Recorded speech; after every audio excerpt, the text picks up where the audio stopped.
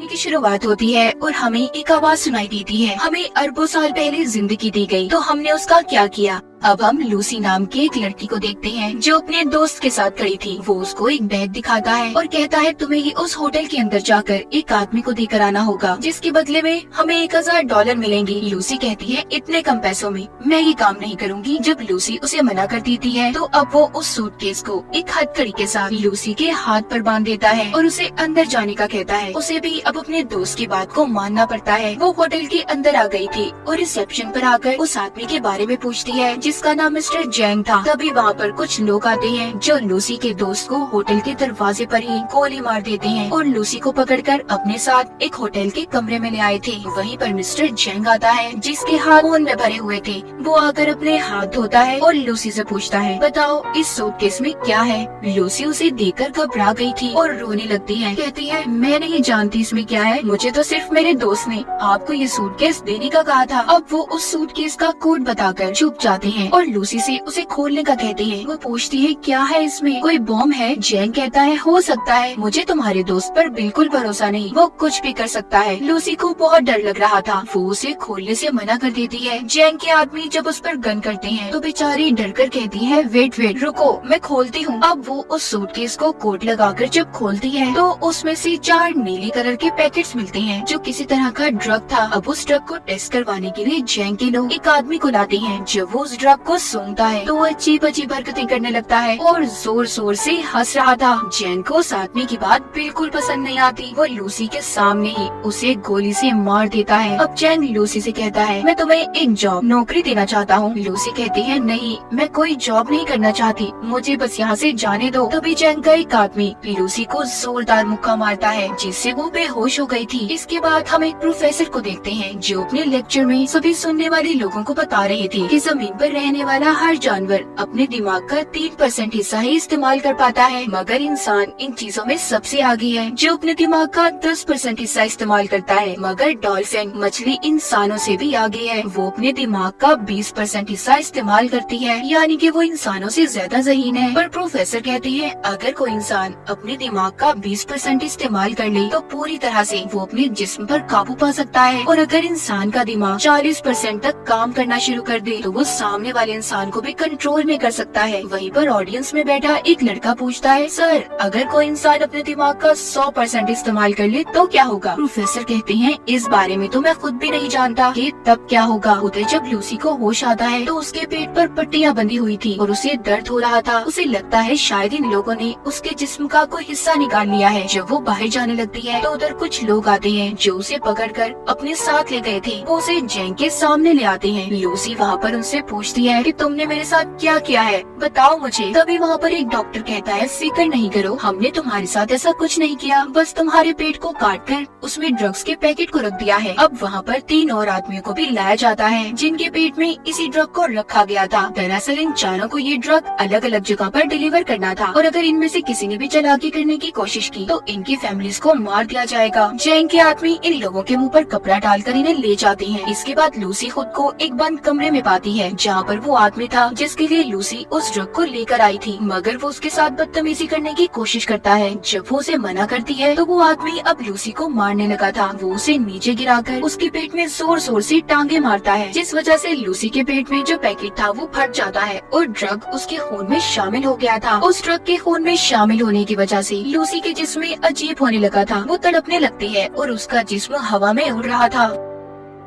जब उसको होश आता है तो लूसी अब नॉर्मल हो गई थी। वो पहले जैसी लूसी नहीं रही थी। जब वो आदमी दोबारा से उसके पास आता है जो पहले उससे बदतमीजी करने की कोशिश कर रहा था, तो अब वो उसे खूब मारती है और उस जगह से बाहर आ गई थी। वो बाहर आकर वहाँ पर सभी बैठे हुए लोगों को मार देती है। इस लड़ाई में लूसी को भी एक गोली लग गई थी, मगर वो बड़े ही आराम से उस गोली को अपने जिस्म से अपने ही हाथ से बाहर निकाल देती है। दिखने में ऐसा लग रहा था कि जैसे उसे कोई दर्द ही महसूस न हो। अब लूसी उस जगह से बाहर निकलकर कुछ और लोगों को अपनी गन से मार देती है और फिर टैक्सी लेकर हॉस्पिटल पहुंचती है जहां पर कुछ डॉक्टर एक मरीज का ऑपरेशन कर रहे थे। वो स्क्रीन पर जब उस मरीज के दिमाग को देखती है जिसके बाद उसे गोली मार देती है और डॉक्टर से कहती है कि ये आदमी वैसे भी मरने वाला था, मगर लूसी कैसे जानती थी कि वो मरने वाला है। शायद इस पर उस ड्रग का असर था और इसका दिमाग अब 20% काम कर रहा था। वो डॉक्टर पर गन करके कहती है कि मेरे पेट में ड्रग का पैकेट है, जल्दी से मेरा ऑपरेशन करो और ड्रग को बाहर निकालो। डॉक्टर गन को देखकर डर जाता है। उसके पास लूसी की बात को मानने के अलावा कोई और रास्ता नहीं था। जिसके बाद लूसी अपनी मॉम को फोन करती है और कहती है कि मॉम, मैं सब कुछ महसूस कर पा रही हूँ। ये हवा, जमीन की आवाज, अपने अंदर की आवाज, सब कुछ, यहाँ तक कि मुझे अपने बचपन की सारी बातें याद है कि कैसे मैं बड़ी हुई। लूसी अपनी मॉम से बात करती रोने लगी थी और उनका शुक्रिया करती है कि उन्होंने उसे इतना प्यार दिया। डॉक्टर अब उसका ऑपरेशन करते हैं। उन्होंने एक पैकेट को उसके पेट से बाहर निकाल लिया था कि इतना सारा CPH4 ड्रग, वो भी इतनी मिकदार में। डॉक्टर ये सोचकर हैरान और परेशान थे कि लूसी के जिस्म में अगर ये ड्रग शामिल हो गया है तो वो अब तक कैसे जिंदा है। लूसी डॉक्टर से कहती है कि मैं ज्यादा देर जिंदा नहीं रह सकती। वो अब ठीक होकर चैंग के पास वापस जाती है और उसके सभी आदमियों को एक एक करके मार देती है। फिर उसके बाद वो चैंग के पास जाकर उसके दोनों हाथों में चाकू को मारकर उससे पूछती है कि मुझे बताओ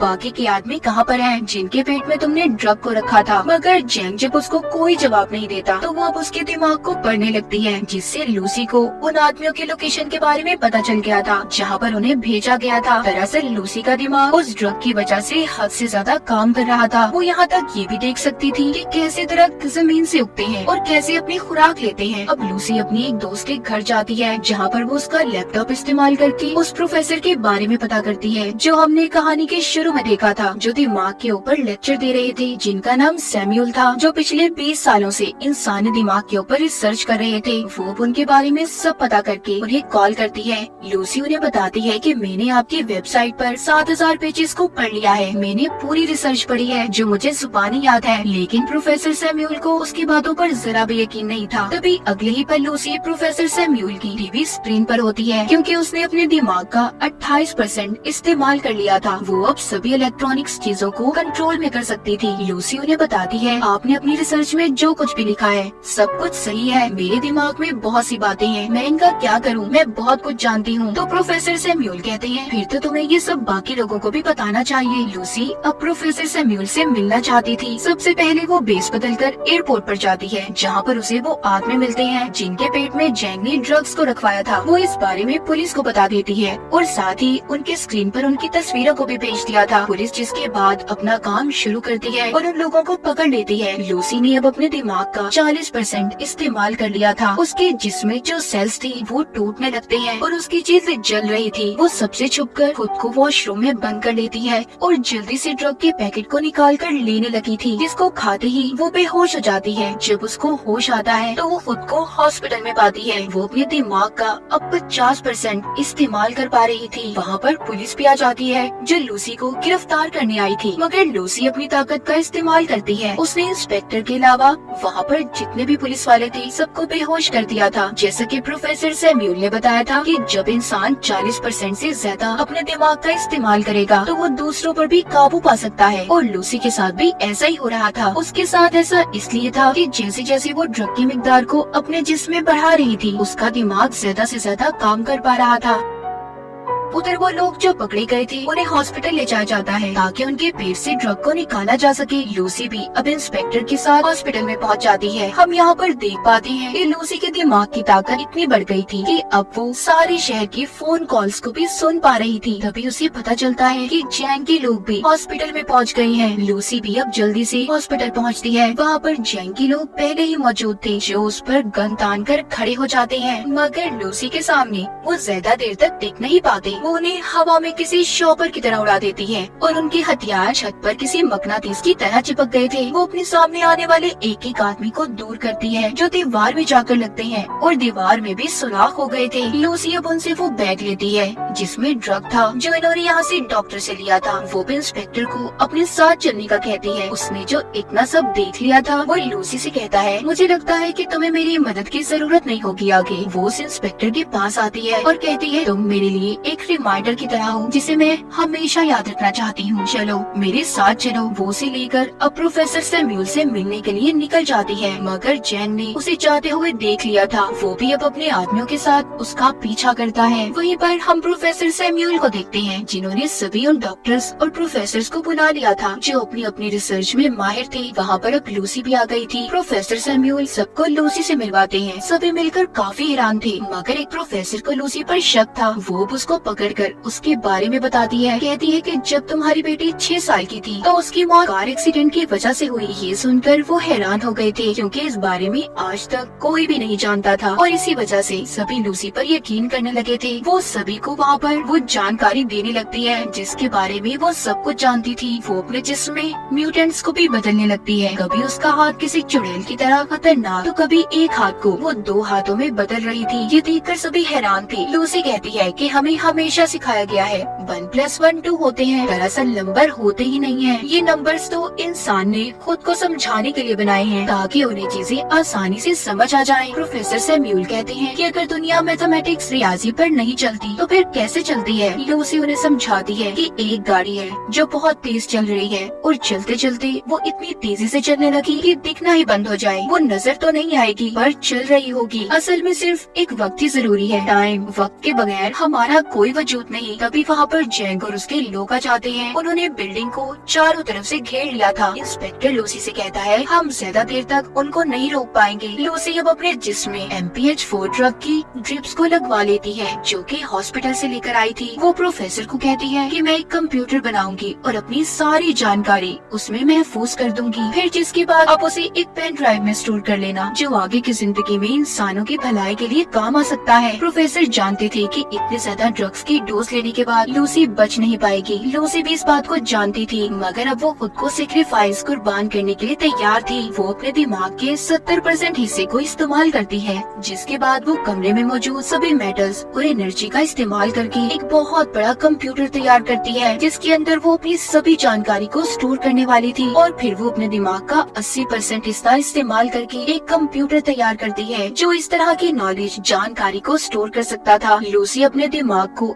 इस हद तक इस्तेमाल कर लेती है कि वो वक्त के दूसरे हिस्से में भी पहुंच गई थी, यानी कि वो टाइम ट्रेवल भी कर सकती थी। इसके बाद वो हजारों साल पीछे जाकर जमीन पर जब डायनासोर थे वहाँ पर पहुँच जाती है। जब वो उस वक्त से थोड़ा और पीछे जाती है तो वो उस वक्त में पहुँच गई थी जब इंसान का कोई वजूद ही नहीं था, सिर्फ चंद ही एक इंसान थे मगर वो भी जानवरों के रूप में। अब लूसी वापस आती है। जैसे जैसे वो अपने दिमाग का इस्तेमाल कर रही थी उसका जिस्म गायब होता जा रहा था। जब वो 99% अपने दिमाग का इस्तेमाल करती है तो आसमान पर उस वक्त में पहुंच जाती है जब जमीन का ये हिस्सा बना था। वहाँ पर अब जैंग भी आ गया था। इससे पहले वो लूसी को मारता वो अपने दिमाग का 100% हिस्सा इस्तेमाल करके गायब हो गई थी। वहीं पर इंस्पेक्टर आ जाता है जिसने अब जैंग को मार दिया था। लूसी प्रोफेसर को आकर पेन ड्राइव देती है जिसमें उसने अपने दिमाग के सारे डाटा को स्टोर कर दिया था। इंस्पेक्टर पूछता है लूसी तुम कहाँ पर हो? तभी उसके फोन पर मैसेज आता है आई एम एवरीवेयर, मैं हर जगह पर हूँ। कहानी के आखिर में हम वही आवाज को सुन पाते हैं जो हमने कहानी के शुरू में सुनी थी कि अरबों साल पहले हमें जिंदगी दी गई मगर हमने उसके साथ क्या किया, क्या समझा अपनी जिंदगी को। हमें एक बहुत ही एडवांस कंप्यूटर दिया गया है और वो है हमारा दिमाग, मगर हम पैसे कमाने के लिए अपने जिस्म का तो इस्तेमाल करते हैं मगर अपने दिमाग को कोई समझ पाता है। और इसी के साथ इस मूवी की कहानी यहीं पर खत्म हो जाती है।